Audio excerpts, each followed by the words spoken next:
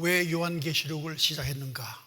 그 이유는 지금 우리 주변에 많은 이단이 있어서 우리로 하여금 유혹하게 하고 또 생각지도 못했던 신천지의 내막이 드러남으로 말미암아 수많은 그리스도인들이 다 이단에 끌려가서 영혼이 죽는 모습을 보면서 거룩한 교회가 거룩한 교회로서 생명을 지키고 살리는 사역을 위해서 요한계시록을 시작을 했습니다. 여러분께서 이미 진도가 꽤 많이 나가서 여러분 논문을 보시면 맨 앞에 있는 부분이 서론입니다. 서론은 들어가는 말이 아니라 실제는 결론을 다시 풀어놓은 겁니다. 그래서 요한계시록 1장 1절에서 그 1장 끝까지가 서론 부분이라고 본다면 그 부분이 가장 중요한 부분이라고도 볼 수가 있습니다. 그 부분이 빠졌기 때문에 또 참석하지 못한 분들을 위해서 오늘은 복습을 좀 하면서 두 교회, 오늘 스무나 교회와 그리고 에베소 교회의 갱신을 요구하시는 하나님의 그 뜻을 살피고자 합니다. 요한계시록을 항상 해석할 때는 꼭 상징들이 많으니까 그 상징은 하나의 의미밖에 없다 하는 것을 꼭 기억해야 된다는 겁니다. 그래서 지난번에도 그렸던 그림을 다시 그립니다. 삼각형으로 그리는데요, 상징입니다. 이거는 의미입니다. 이거는 대상입니다. 이렇게 볼 때 이 상징은 하나예요. 이를테면 금촛대라고 요한계시록 기록되어 있습니다. 금촛대다. 그럼 그건 무엇을 말하느냐? 교회를 의미합니다. 딱 한 가지 의미밖에 없어요. 다른 어떤 것으로 상징을 갖다가 의미 부여해서는 안 된다는 겁니다. 그러나 그 대상은 여러 가지로 인용해서 그 대상을 표현할 수가 있다는 거죠. 뭐 금촛대 같은 교회, 금촛대 같은 공동체, 뭐 금촛대 같은 뭐 이렇게 다양하게 할 수 있다는 거죠. 그래서 이 상징은 하나의 의미만 부여해라. 요한계시록을 해석할 때는 그렇게 해석하라는 걸 말씀드렸고, 그 다음에 비유가 많으니까요. 이 비유는 이 역시 하나의 의미밖에 없습니다. 비유는 딱 하나의 의미밖에 없어요. 비유를 갖다가 풍유적 그 해석, 뭐 알레고리라 그러죠. 또 영해라는 이름으로 이 비유를 여러 가지로 비유하는 케이스가 많다는 겁니다. 그래서 비유는 딱 한 가지 비유밖에 없다. 두 가지 비유가 있을 수 없다 하는 것을 여러분께서 이 요한계시록을 설명할 때나 또 해석할 때나 또 성경을 해석할 때 이 점을 꼭 잊지 말아달라. 이걸 잊지 말고 그래야 이제 성경을 바르게 해석할 수 있는 겁니다. 이를테면 이제 이 비유에 대해서 이제 제가 그 직접 유튜브에서 그 신천지가 비유를 어떻게 해석하느냐 하는 것을 보았는데 핵심적인 한 하나만 여러분이 공개를 하겠습니다. 가라지 비유를 이렇게 하는데, 밭은 어디냐? 밭은 교회다. 그러게 교회에 가라지도 자라고 알곡도 자라고 있다. 그런데 이제 이 예수님께서 가라지를 뽑으려고 하니까 뽑지 마라. 가라지를 뽑다가 알곡도 뽑힐라 걱정을 했지요. 그런데 이제 기선이 교회는 무엇이냐? 가라지다.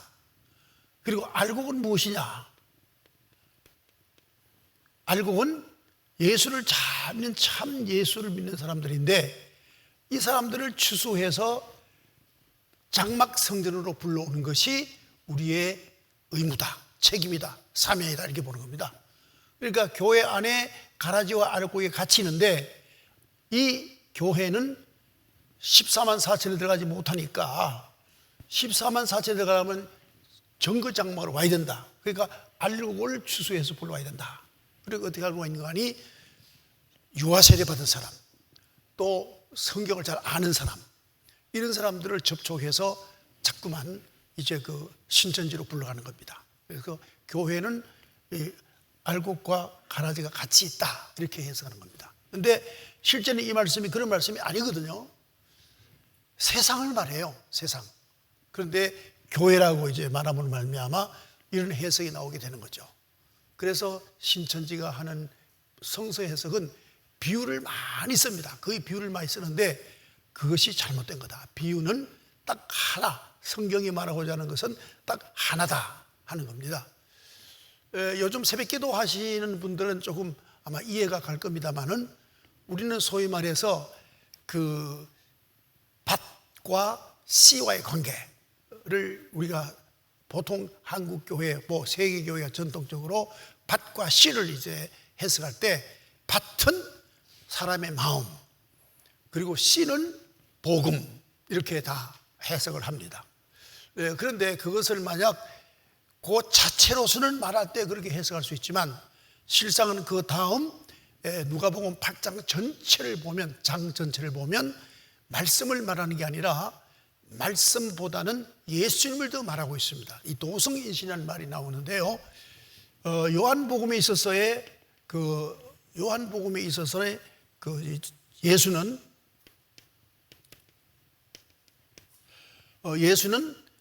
말씀이 육신되었다 그랬어요. 그러니까 요한복음적 예수 그리스도의 이해를 통해서 본다면 예수 그리스도를 영접하는 일로 이제 옥토 혹은 이제 그 가시밭길, 또 길바닥, 그리고 바위 아래 뭐 이런 게 나옵니다. 그래서 예수 영접과의 관계로 이해를 해야 그게 바른 이해가 되는데 전통적으로 이제 말씀으로 이제 이렇게 이 비유를 설명을 했지요. 그래서 이제 그 문제가 이제 있습니다. 또 이제 이 요한계시록을 해석할 때 숫자는 숫자로 볼 것이 아니라 상징으로 봐요. 상징. 왜 그런가 하면은 여러분께서 구약 성경에도 묵시문학이 있습니다. 이 묵시문학이 있는데 주로 묵시문학은 언제 많이 이루어지는가 하면 고난 중에, 환난 중에 묵시문학이 많이 이제 융성이 이루어집니다. 그런데 이 묵시문학의 구약에는 다니엘서, 그다음 에스겔서를 주로 대표적으로 들 수가 있습니다. 그래서 이제 인자라고 주님께서 스스로도 말씀하셨고, 또 이제 이 계시록도 많이 나옵니다. 인자가 나옵니다. 인자, 한문으로는 인자 얘기인데 사람의 아들 이런 뜻인데 사람의 뜻이 아니고, 이 다니엘서 7장 13절 말씀 보면 구름을 타고 오실 분을 인자라 그랬습니다. 그래서 마지막 심판주를 말합니다. 심판주. 이렇게 말하니까 결국은 그 당시 유대인들이 예수 그리스도 자신이 인자다 이렇게 말하니까 당연히 흥분하죠. 당연히 화가 나죠. 예수를 죽이고 싶죠. 불경제라 말하죠. 그래서 인자라는 해석도 다니엘서 13장 말씀으로만 해석이 되고, 또 이제 요한계시록을 해석할 때는 성경에는 다 짝이 있습니다. 짝이 있어서 구약의 말씀이 신약에 해석되고 신약의 말씀이 구약에 해석됩니다. 그래서 짝이 있기 때문에 묵시문학의 근본인 에스겔서나 다니엘서를 가지고 이제 요한계시록의 상징이나 또한 비유를 설명해 가야 옳다는 겁니다. 그래서 가장 이제 정거장막에서 교인들에게 긴장을 주는 것이 무엇인가? 구원받는 숫자의 한정입니다. 한정. 그래서 셋째 시간 했는가 모르는 분에서 다시 한번 하는데요. 14만 4천.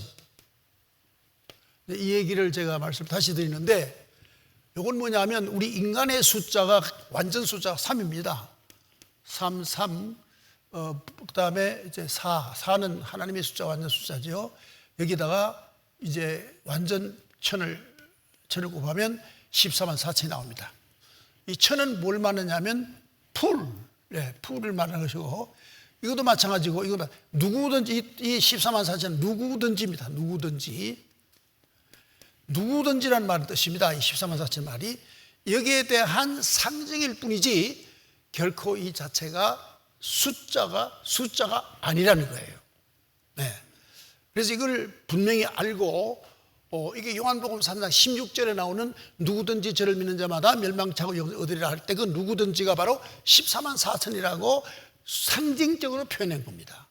이걸 잘 알아야, 여러분 상식적으로 좀 생각을 해봐도 우리가 예수 믿는 사람이 먼저 믿고 가신 분이 얼마며 현재 믿는 숫자가 얼마며 앞으로 믿을 숫자가 얼마인데 14만 4천만 예를 들면 아레비아 숫자로 계수해서 구원받는다는 것은 하나님을 모욕하는 거죠. 하나님이 그렇게 구두쇠입니까? 그거 아니죠. 그래서 이건 완전히 있을 수 없는 이야기를 가지고 사람들을 긴장시킵니다. 제가 그 신천지 유튜브 보고 깜짝 놀랐는데 그 시험을 봅니다. 어떻게 시험 보느냐. 그 사람들이 교육하는 거는 선교사들이 한국에 와서 가르친 대로 그대로 하더군요. 일주일에 뭐 4번 내지 5번 자기들 공부방이 따로 있어요. 신천지 장막에 못 들어갑니다. 따로 각 지역마다 이제 공부방을 만들어 놓고 거기서 하루에 4시간씩 교육을 받습니다. 다 받고는 그 다음에 이제 그 전체적으로 시험을 봅니다. 정거장막에 들어가기 위해서 시험을 봐서 합격하면 이제 정거장막에 들어갑니다. 그러니까 그 들어가는 과정을 어렵게 만들어 놓으니까 14만 4천에 들어가는 그 과정이 어려운 과정을 통과했으니까 자기가 들어갔다고 한다면 얼마나 그 가치 그리고 자기에 대한 어떤 그 자부심, 성취감이 크겠습니까? 그러니까 그게 완전히 그 노예 노릇을 하고 살아가는 것을 볼 수가 있는 겁니다. 그러니까 이제 요한계시록 해석할 때는 이런 점을 참조 좀 해주시라 말씀을 드렸고요. 그 다음에 이제 그 요한계시록의 편집상 이제 2장부터 3장까지는 그 당시 실제 있던 소아시아의 7교회에 보내는 편지고요. 어떻게 보면은 목회 서신이기도 하지만 이것은 밤모섬에서 요한이 환상으로 하나님으로부터 받은 계시이기 때문에 이 환상을 전하는 것입니다. 목회 서신이기도 하지만 전하는 겁니다. 그래서 우리가 첫 시간에 그 첫 교회로서 에베소 교회를 우리가 공부했습니다. 에베소 교회를 보았는데 에베소 교회에서 문제가 뭐냐 하면 첫사랑을 잃어버렸다. 그리고 자기들이 그 성경 공부를 에베소 교회가 열심히 했기 때문에 그 두란노 성원에서 공부한 그 역사가 있잖아요. 이 두란노에서 공부를 많이 했기 때문에 신앙이 지성적 신앙이에요. 지성적 신앙. 그래서 성경을 지적으로 잘 알고 있어요. 성경을 잘 알고 있어요. 알고 있기 때문에 어떤 사탄이 들어오면, 이단이 들어오면 그걸 바로 판단을 해요. 판단을 해서 저 사람은 비복음적이다, 비성령적이다, 그리고 성령에 입각한 사람이 아니다 판단해서 바로 축출을 합니다. 이런 건 참 잘했다. 그건 잘했다. 그런데 지성적 신앙이다 보니까 무엇이 부족하냐면 감성이 부족하다. 감성적 신앙. 이 감성적 신앙을 뭘로 말하느냐 하면은 이를테면 열정적인 신앙, 열심히 있는 신앙. 저도 벌써 이 정도 이렇게 그 시간을 교회에서 살다 보니까 지금부터 약 한 60년 전 한국 교회는 열심히 했습니다. 뜨겁기로 거지없었습니다. 여러분 어떤 교회를 60년 전에 다녔는지 모르지만은 저는 자그마한 고향 교회를 다녔는데 그때 그 뜨거움이라는 것은 오로지 예수, 오로지 복음, 오로지 교회, 오로지 봉사, 오로지 헌신, 그리고 신앙생활의 기도, 말씀, 그리고 전도 철저했습니다. 네. 그래서 참 뜨겁기 그지없고요. 아예 휴일이나 방학이 오면은 기도원 가서 기도하는 걸로. 또 여름에는 여름대로 그때는 처음 들은 얘기인데 요즘 이제 알겠습니다만은 썸머스쿨, 그래가지고는 여름 성경학교, 또 겨울 되면 윈터스쿨, 겨울 성경학교. 특히 겨울에는 농사하는 때가 아니기 때문에 많은 사람이 모여서 성경 공부를 했습니다. 그 뿌리가 뭘 만들었냐 하면 성경학교를 만들었어요. 그래서 여러분께서 아시는지 모르겠지만은 저는 제가 아는 대로 말하면 목포 성경학교, 그 다음에 대전 성경학교, 그 다음에 안동 성경학교, 이런 데에 뿌리를 둬서 이 사람들이 자라서 신학교로 와서 이 사람들이 또 목회를 해서 지금 1세대는 뭐 이를테면 현재 은퇴 지금 하신 분들도 있고 은퇴 중에 있는 사람도 있는데 1세대입니다. 이분들이 한국교회를 다 키워놨어요. 그러니까 주로 1980년대 개척하신 분들, 그 교회들 다 자랐습니다. 다 자라서 지금 뭐 대형 교회가 다 되어 있죠. 그분들이 어떤 분들이냐, 어릴 적에 뜨거운 신앙생활. 만약에 교회 다니면서 방언 은사 못 받는 건 그거는 개보다도 못하다 하는 마음을 가질 정도로 은사를 사모했죠. 그리고 또 신앙 체험이 많습니다. 이런 뜨거움, 아예 그냥 삶을 교회 중심이죠. 추수감사절이 되면은 농사를 해서 아예 그 맨 첫 곡식을 아예 그 큰 소 달구지에 싣고 교회 안으로 들어와서 교회 마당에 아주 쌀이 쫙 쌓였습니다. 농협 창고에 쌓이는 것처럼. 그러던 때에 신앙생활을 했기 때문에 그 신앙 기초가 그 뜨거운 열정이 있습니다. 열정이 있는데 제가 보기에는 90년대부터 시작해서 성경 공부 붐이 일었습니다. 그래서 그때는 뭐 이화여대 교수들까지 나와서 성경 가르치고 각처의 교회마다 성경 공부, 또 사랑의 교회 제자 훈련, 이런 것들이 왕성하게 이루어졌습니다. 그러면서 뜨거움이 싹 죽어버립니다. 그래서 기도 없는 교회가 되어버렸어요. 그 다음에 나온 게 뭐냐 하면 그걸 대체한, 너무나 뜨거움이 없으니까 대체하는 사역이 뭐였습니까? 찬양 사역이었어요. 그래서 온누리교회를 중심해서 찬양, 이 찬양이라는 것이 두 가지가 있습니다. 여러분 좀 오해가 없기를 바라고요. 이 찬양은 뿌리가 고난에 있습니다. 고난이 있습니다. 자, 그러면 찬양을 쭉 한번, 성경은 찬양을 한번 쭉, 왜냐하면 본문하고 관계 있으니까 찬양을 쭉 한번 살펴보면 첫 번째 찬양이 어디 나옵니까? 모세의 찬양이 기록되어 있습니다. 모세의 찬양. 그 모세의 찬양은 어떤 찬양입니까? 출애굽을 시켜 주었기 때문에 하나님께 감사하는 찬양을 올렸습니다. 그런데 22절에서 23절 사이 어간에서 22절은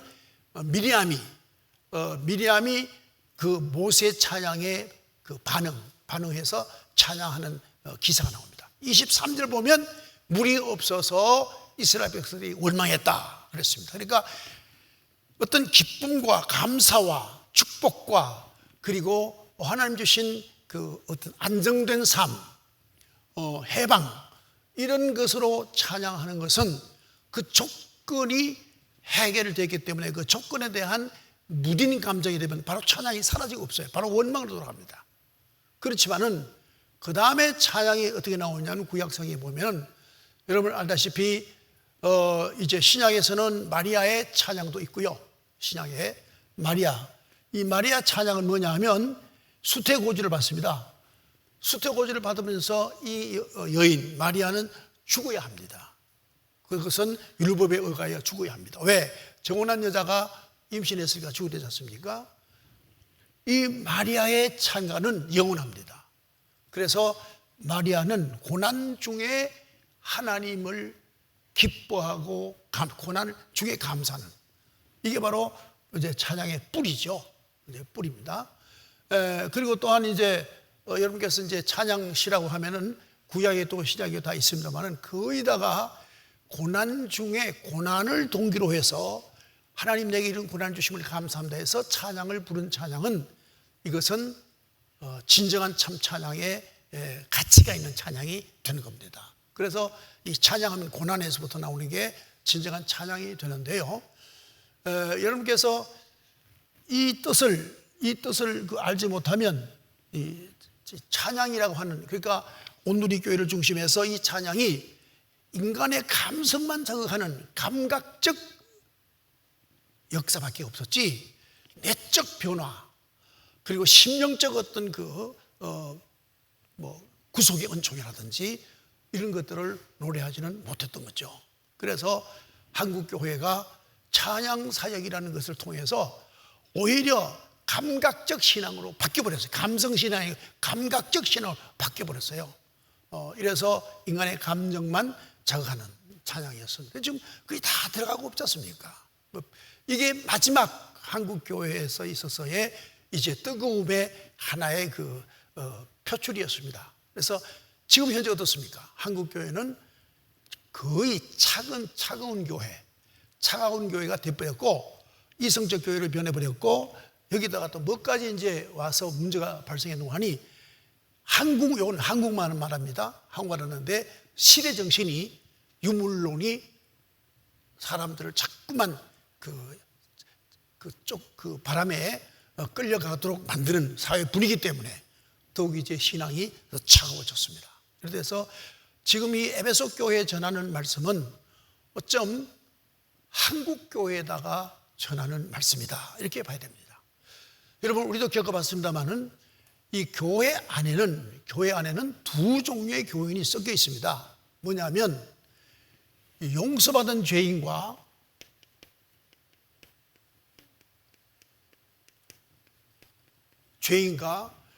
의롭다 하는 의인이 함께 섞여 있습니다. 이게 무슨 소리가 하면은, 용서받은 죄인은 내가 아무리 하나님 앞에 회개하고 용서받을수록 내 죄가 더 크게 느껴집니다. 그래서 겸손하고 남을 정죄하지 아니하고 은혜로 신앙생활을 합니다. 은혜로. 그런데 의롭다고 하는 의인, 나는 의롭다고 받았으니까 의인이라고 생각하는 사람들은 이건 은혜가 없습니다. 내가 의롭다 생각하니까 내가 의롭다는 건 상대적 의입니다. 그러니까 목사와 나와 비교해서, 혹은 장로님과 나와 비교해서, 내가 권사와 비교해서 이렇게 각각 비교합니다. 상대적으로 의롭다 하니까 남을 비판하는 거죠. 그래서 교회마다 싸움질이 벌어집니다. 교회마다 싸웁니다. 여러분, 아마 우리 부천도 여기 안 싸운 교회가 없어요. 신도시에 거의 다 싸웠다고 볼 수 있습니다. 그래야 교회가 쪽이 나고 지역사회에 아주 좋지 못한 평판을 받고, 그리고 또 교인들이 흩어지고, 그래서 신앙이 또 떨어지고. 그래서 우리는 이 죄인이라고 하는, 나는 죄인인데 다만 용서만 받았을 뿐이다라는 걸 알고 겸손할 수 있어야 됩니다. 그런데 자꾸 내가 의롭다라고 생각하고 남과 비교해서 이런 생각하니까 남을 비판하게 되는 거죠. 그래서 이 두 가지 교인들이 있는 거죠. 그래서 이제 내가 어디에 속해 있는지 우리 스스로 우리를 잘 판단해 보면 아실 것이다 라는 말씀을 드리고, 또 에베소 교회가 갖춰야 되게 처음 사랑에 뭔고 하면, 처음에 하나님 앞에 구원의 은총을 입은 데 대한 감사, 감격, 이것을 잃어버렸다 하는 거죠. 여러분께서 이제 지금 지금은 성경 제가 이번에도 주보를 만들면서 성경 공부라 그러지 말고 성경 살피기 좀 하라고 바뀌어놨습니다. 광고 이렇게 나왔죠. 그건 왜 그러냐면, 이 바이블 스터디와 바이블 리서치는 달라요. 여러분께서 이제 신학교 가면 THM이 있고요, 데일로지컬 마스터 코스가 있고 MDB가 있어요. 그래서 이제 MDB는 교역자가 되는 코스고, 데일로지컬 마스터 코스는 신학학자가 되는 길이에요. 그래서 학자는 성경을 안 믿어도 돼요. 그냥 연구 대상으로 하면 되는 거죠. 완전히 이성적인 차원에서 공부하는 겁니다, 성경을.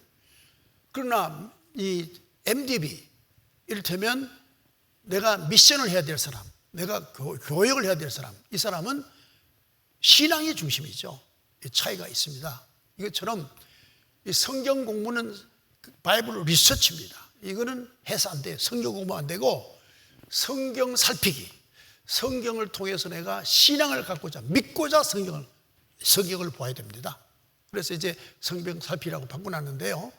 어쨌든 우리가 점점 이 전제하고 있는 것도 성경 공부가 돼서는 안 되고 하나님의 말씀을 믿으려고 하기 위해서 하나님의 말씀을 우리가 살펴야 되는 거죠. 살펴서 믿는다 이런 뜻입니다. 그런 뜻에서 우리가 이 성경 공부 시간, 이 중요한 3시 예배를 성경 공부를 하고 있습니다. 그래서 이 에베소 교회 교인들은 지성인이 많습니다. 그래서 결국은 전통을 잘 지키고 교리를 잘 지키고 합당치 않는 또 합법적이 않는 것은 잘 분석해서 배제하고 그래서 교회 정화는 잘합니다. 정화는 잘하지만은 결국은 뜨거움이 없어지고 열정이 없어지고 믿음이 식어지고 가면 갈수록 이성적 교회, 두뇌 중심 교회가 되어버렸다. 그래서 에베소 교회 보고 너희는 첫사랑을 회복해라 이렇게 말씀을 해주셨던 거죠. 여러분도 아다시피 첫사랑이 어떤 건지 아시죠? 사람이 저 사람하고 결혼할까 말까 하는 것은 0.02초에 결정된다고 합니다. 이건 제가 말하는 게 아니고 소위 그 심리학에서 하는 얘기입니다. 0.02초 만에 저 사람하고 결혼하겠다 결정한다는 겁니다. 생각해 보면 너무나 어처구니 없죠. 일생을 판단해야 될 것을 0.02초 만에 결정한다. 이건 참 기가 막힌 얘기 아닙니까? 그게 인생이라고 합니다. 그러니까 얼마나 감성이 이성보다 빠르고 또 이제 의지보다 빠른가 하는 것을 알게 됩니다. 그래서 이제 그렇듯이 그 첫사랑의 가장 핵심적인 뭡니까? 무조건 좋고 믿습니다. 무조건 좋고 믿어요.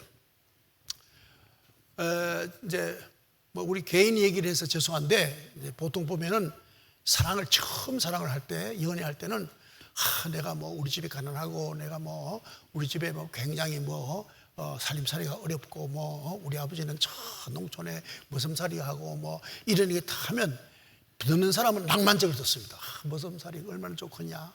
야, 가난하다니 세상에 가난이 진짜 단순한 삶이고 얼마나 좋겠냐 이렇게 좋게 듣습니다. 그러나 이제 한 3년쯤 지나서 결혼할 쯤 돼가지고 혼수가 오가고 이럴 때 보면 돈 없다 그러거든요. 화딱지 나죠. 왜 나는 시집 평생 한 번 가는데 대접도 못 보고 가느냐. 화를 버럭 냅니다. 그래서 때는 늦었어요 벌써. 네, 그렇잖아요. 그런데 이제 정신이 들어오는 거죠.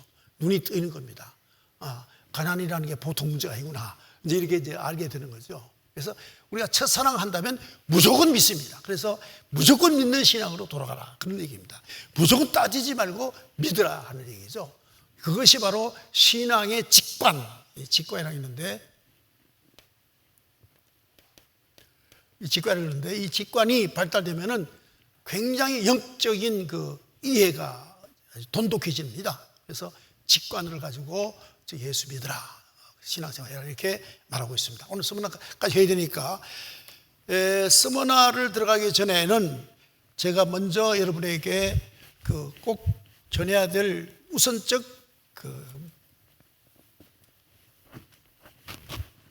신학이 있습니다. 뭐냐면 그리스도인이다 이렇게 말하면 이 사람은 크리스찬이란 말이죠. 예수 그리스도를 따르는 사람이에요. 따르는 사람이면 예수 그리스도의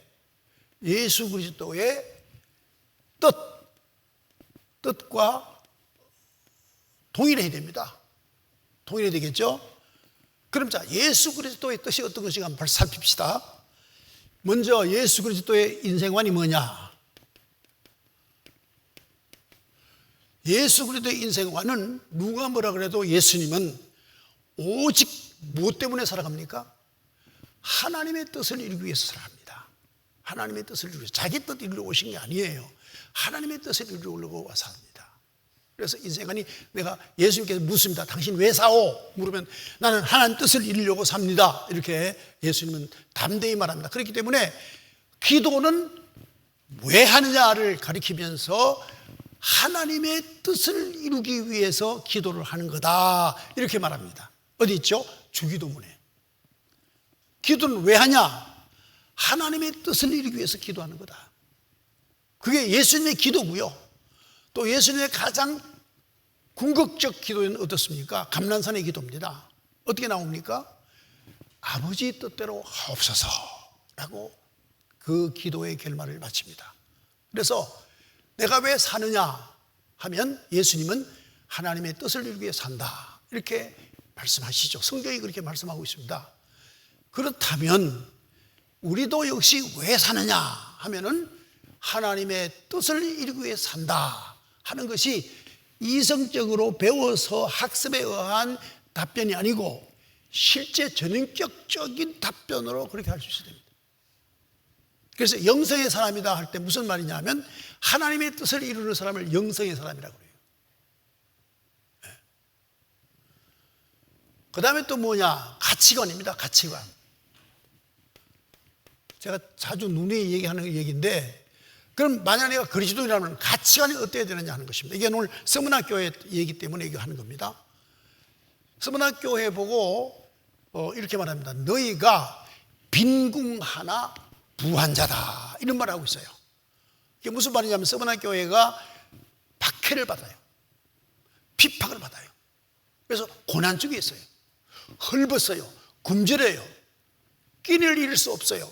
벌써 열을 굶었어요. 이러한 사람들에게 하나님께서 밤모섬의 요한에게 비전, 환상을 주시기를 서문학 교인들은 육적으로는 가난하지만은 영적으로는 부하다, 그렇게 말하고 있습니다. 뭔 말이죠? 신앙을 지키기 위해서 육적 순환을 당하는 거죠. 그렇죠? 그래서 우리가 가치관이 먼저 판단되어지는 것은 세속적인 어떤 가치 있는 것들, 또 시대정신과 전혀 반대편에 있는 것. 시대정신이라는 말 나오는데 이게 아주 좀 글 쓰는 사람들은 많이 쓰는 용어입니다. 시대정신의 말은 그때 시대에 사람들이 풍미하는 어떤 것, 그걸 말합니다. 시대정신은 뭐 추구하는 것이라고 할 수도 있고요. 예, 그런 것들에 비유해서 반대편에 있는 것이, 이것이 바로 이제 서문학 교회 신도들에게 그걸 추구하라 하는 게 이제 서문학 교회에 보낸 우리 편지서의 핵심이죠. 그러니까 가치관이 어떻게 되겠습니까? 그리스도인의 가치관이라면 영적인 것을 가치로 우리가 추구해야 되겠죠. 영적인 것. 그러니까 자꾸 영적 그런데 영적인 것 도대체 뭐냐? 자꾸 영적 영성 것도 뭐냐 그겁니다. 그것은 하나님과 나 사이에 관계를 추구하는 그것을 영적이라고 그래요. 자, 우리가 영성 그러잖아요. 영성은 뭐냐면 하나님과 나 사이의 관계성을 말해요. 이게 영성이에요. 하나님과 나 사이의 관계성. 그러니까 영적이라고 하면 영적이라고 그러면 하나님스러운 것, 또 예수스러운 것, 그 다음에 성령스러운 것, 이런 것들을 가치관으로 추구해라 그겁니다. 그래야 그리스도인이다. 예수가 그랬었다 하는 거죠. 예수님께서 최후에 추구했던 게 뭡니까? 추구했던 것이 생명입니다. 생명. 예수님이 추구한 것은 궁극적 추구했던 생명입니다. 모든 사람을 구원하기 위하여 생명입니다. 이 생명은 뭔가 하면 이것은 바로 하나님과 관계가 성립되는 걸 말하는 거죠. 그렇기 때문에 결국 뭡니까? 구원이죠. 그래서 이 구원을 우리의 가치 중에 가장 핵심에 두어야 되는데 그 구원의 내용은 복음, 즉 십자가와 부활입니다. 이것을 추구하는, 최고의 가치로 하는 이러한 사람이 그리스도인이라는 거죠. 네. 그 다음에 이제 세 번째는 뭐냐 하면, 세 번째는 세계관입니다. 세계관은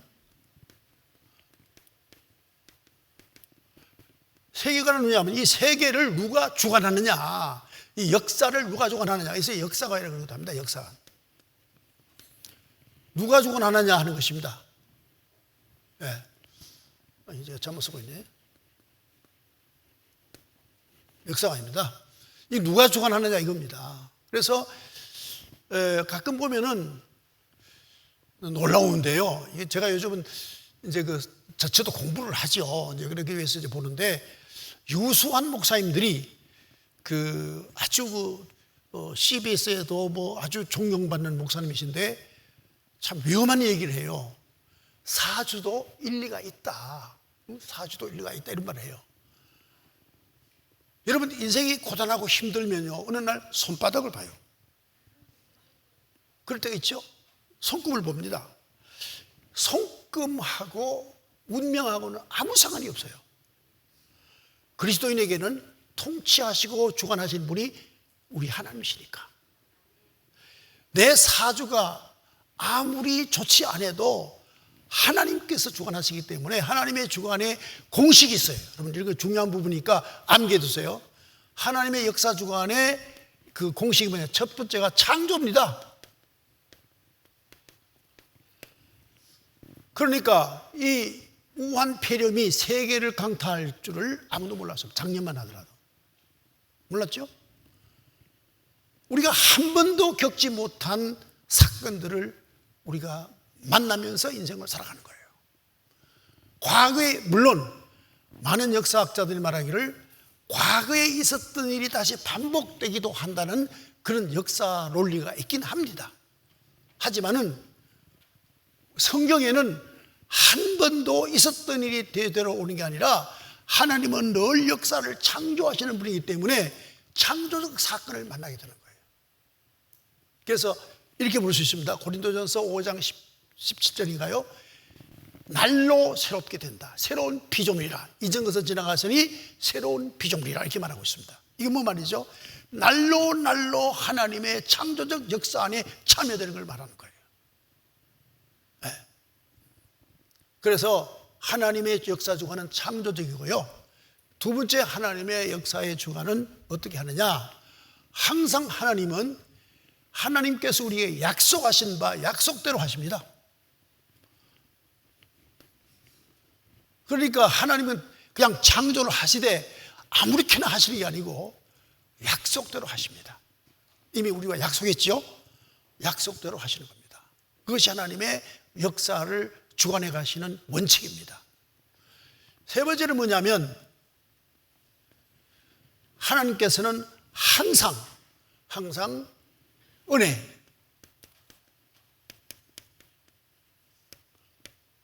은혜로 진행해 가십니다. 요 세 가지를 우리 잊지 말아야 됩니다. 이게 모든 성경에 다 거기 사이사이에 이런 어떤 원칙이 적용되어 있습니다. 그래서 왜 은혜란 그 하나님의 주관이 은혜라 그랬냐 하면 회개하면 용서하시니까. 네. 그리고 여러분 그 시편 127편 말씀 보면 솔로몬이 성전을 건축하고 성전 올라가면서 이렇게 노래합니다. 하나님께서 집을 지지 않으면 헛사요. 파수꾼이 아무리 경성한다 하더라도 하나님이 지키지 않으면 이 집은 저대로 파수꾼이 지키는 보다 기르는 아무 소용없다. 이게 뭐 말이죠? 하나님의 역사의 주관이다. 하나님께 다 하셨다 하는 말씀을 했습니다. 그랬는데 이제 또 은혜라는 말은 뭐냐면 로마서에 있는 말씀 중에서 1장에서 11장 사이에 보면은 인간은 자기 능력으로 구원받을 수 없고 오직 하나님의 은혜로 구원받을 수 있다는 말씀으로 계속 진행되고 있습니다. 그래서 하나님의 자녀가 될 수 있는 유일한 길은 은혜입니다. 은혜로 하나님 자녀가 되기 때문에 하나님의 역사 주관은 이 세 가지 창조하시고 약속하시고 은혜로 주관해 가는 거죠. 네, 그렇게 주관해 가고 있습니다. 그래서 이 세계관 하나님이 주관하신다는 걸 확실히 알아라. 그 다음에는 내세관입니다.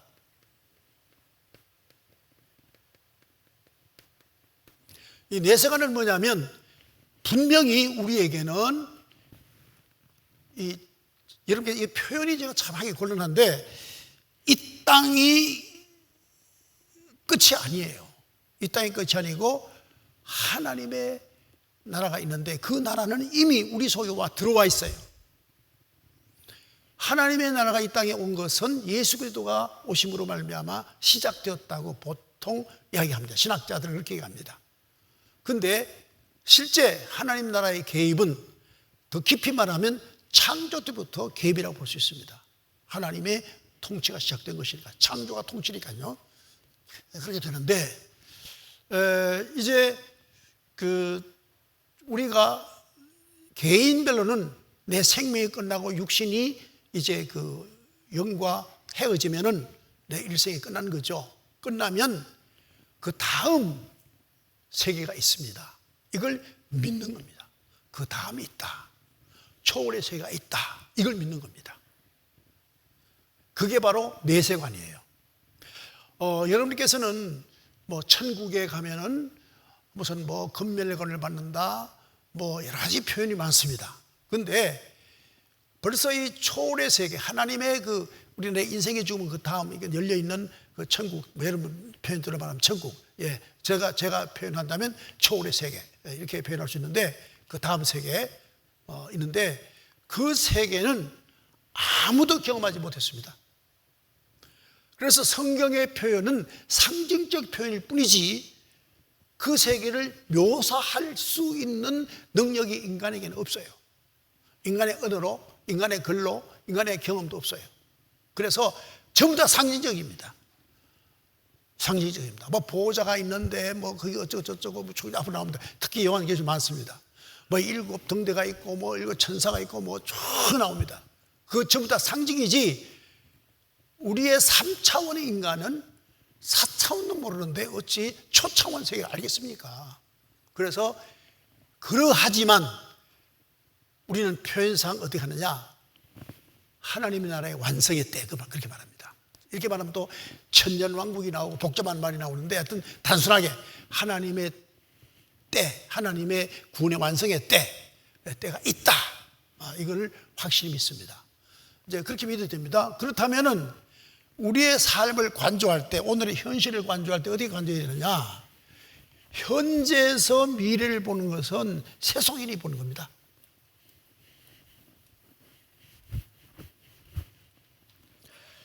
이 세속인은요, 세속인은 항상 현재에서 미래를 봅니다.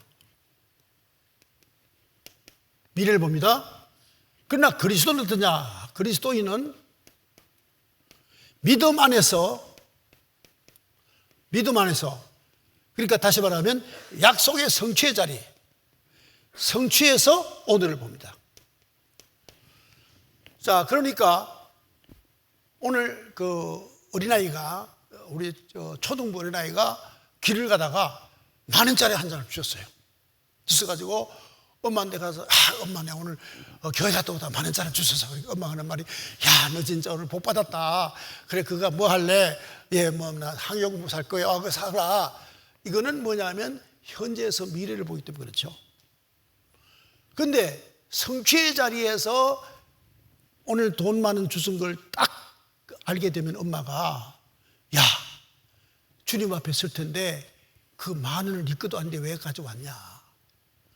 제자리에 갖다 놓든지, 밭주소 갖다 주든지 그렇게 해라. 네가 돈 많은 주셨다는 것은 귀찮은 일이 발생한 거다. 그 돈을 바르게 주인을 찾아줘야 될 거 아니냐. 그게 뭐죠? 행운이 뭘로 다가왔죠? 짐으로 다가온, 멍에로 다가온 거예요.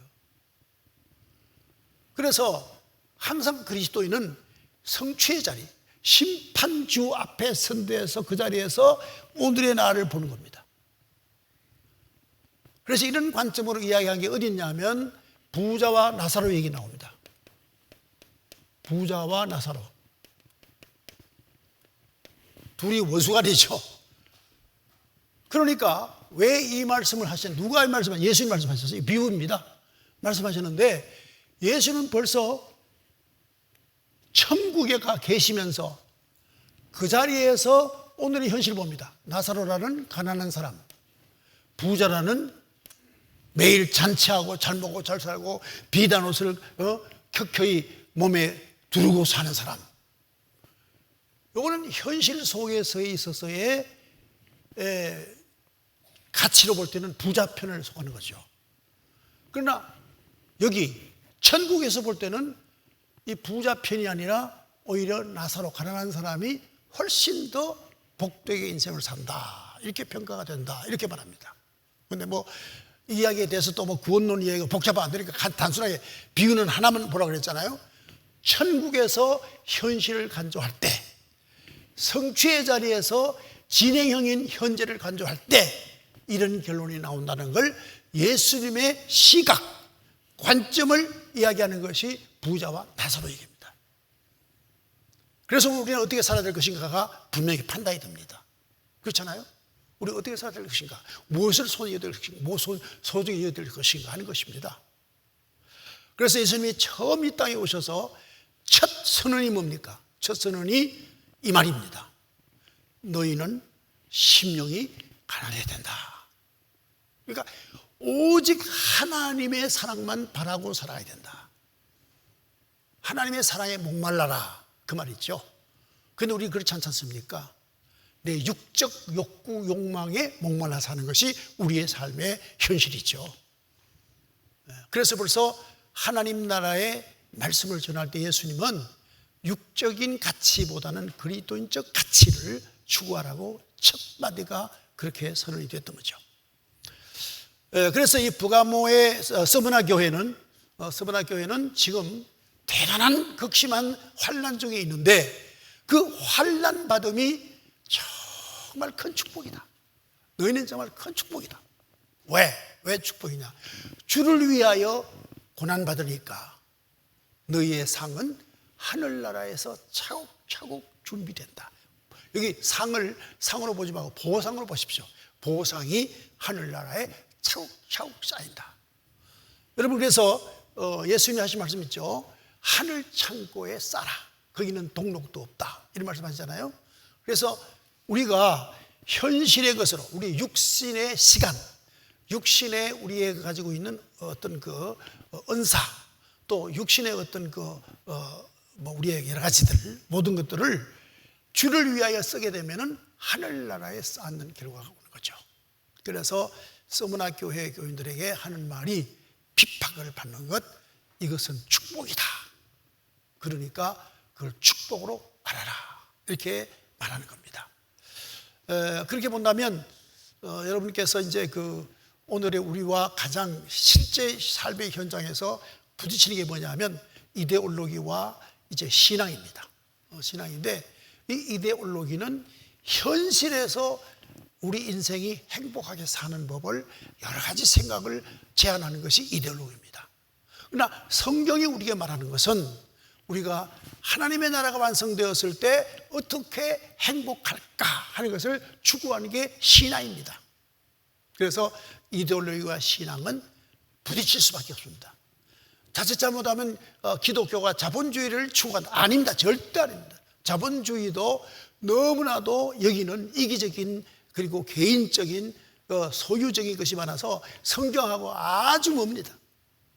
또 사회주의도 마찬가지입니다. 아주 멉니다. 우리는 오직 바로 하나님의 교회, 하나님 나라는 바로 성서가 말하는 가치, 성서가 말하는 삶의 목적, 그리고 성서가 말하는 세계관, 주관자가 하나님, 또 성서가 말하는 내세를 바라보면서 소망 가운데 현실을 살아가는 것이 그리스도입니다. 그래서 시간이 많이 가지고 딱 요거는 마쳐야 이 말이 끝나니까 소망이라는 말과 희망이라는 말을 나누어지는데, 소망이라는 말은 하나님의 약속을 믿는 게 소망입니다. 그러나 희망은 내가 상상하고 바라는 거죠. 그래서 희망과 소망은 반대말입니다. 그래서 유토피아라고 하는 말은 이것은 희망하는 나라고, 그 다음에 소망하는 나라는 파라다이스입니다. 그래서 이 영어로 말하면 전혀 다른 세계, 라틴어로는 전혀 다른 세계입니다. 그래서 그런 점들을 참고하시고, 내가 희망하는 것을 이룰 것이냐, 하나님의 약속이 성취되게 할 것이냐, 이것이 바로 그리스도인과 비그리스도인 사이의 삶의 자세가 다르다. 이것을 서머나 교회에서 이야기하고 있습니다.